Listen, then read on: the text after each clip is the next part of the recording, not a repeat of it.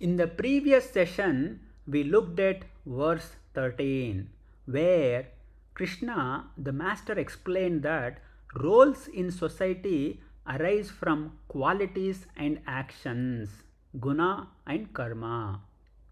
Different roles organize activity, but they do not define the deeper identity of the person performing them. Today, we move one step further. In verses 14 and 15, Krishna explains something subtle about action itself. Even though he acts in the world, those actions do not bind him. This raises an important question. If action normally produces consequences and psychological pressure, how can someone act without being bound by action? These verses clarify that principle. Before chanting, let us study the mind. The Gita invites us not only to listen to teachings but also to examine how we act and what motivates our actions. Om Sahana Vavato Sahanau Bhunakto Sahaviryam Karavavahaihi Tejasvinavadhitamastu ma vidvishavahaihi. Om Shanti Shanti Shanti. Harihi Om. Shri Gurubhyo Namaha. Harihi Om. Namam karmani limpanti name karma phale spruha iti mam yobhijanati karma bhirna sabadhyate. Evam jnatva kritam karma purvairapi mumukshubhihi kuru karmaiva tasmatvam purvaih purvataram kritam. Krishna, the Master, explains that action does not bind him. Why? Because there is no desire for personal gain behind the action, and there is no sense of ego claiming ownership of the result. That is important. Action itself is not the problem. Human life requires action. What creates psychological bondage is the inner attachment behind the action.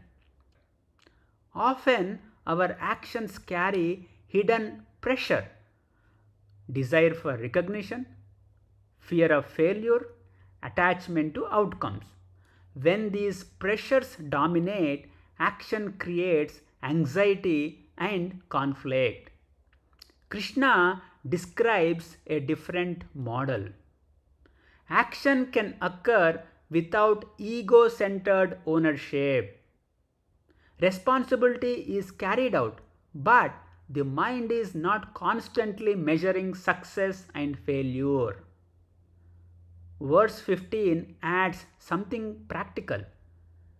The Master says that earlier seekers, those who desired liberation, understood this principle and still performed their duties. Krishna says that earlier seekers, those who desired liberation, understood this principle and still performed their duties.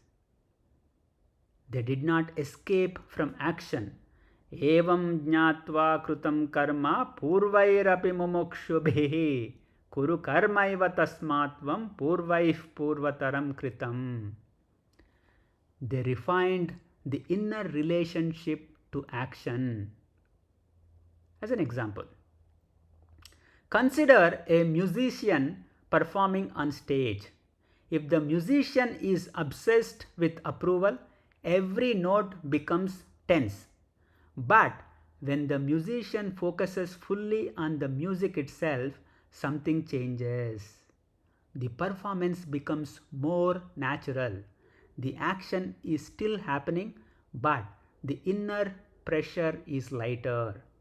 Krishna's teaching points toward that shift. Krishna's teaching points toward that shift. Kabir expressed this insight simply. Do the work of your hands, but keep the mind free. The action continues, but the inner sense of ownership softens. So, how do we apply this teaching? First, through Karma Yoga stabilization. Perform responsibilities sincerely. Do the work carefully, but reduce the constant mental pressure about results. Let effort become steady participation rather than anxious control. Second, develop structural clarity about action. Notice when the mind begins to say, "This result defines me." This is where tension begins. Return attention to the quality of the action itself. When the work is done well, the mind becomes calmer. Finally, a quiet hint. Roles change, results change, success and failure alternate. But ask quietly, who is aware of these changing results? The awareness observing them remains constant. Recognizing that slowly loosens the sense of ownership behind the action. As we close, today's verses 14 and 15 teach a powerful shift in perspective. Action itself does not bind. Bondage comes. Om Shanti Shanti Shanti Harihi Om Shri Gurubhyo Namaha Harihi Om Swadhyaya Pravachanabhyam Na Pramaditavyam. Om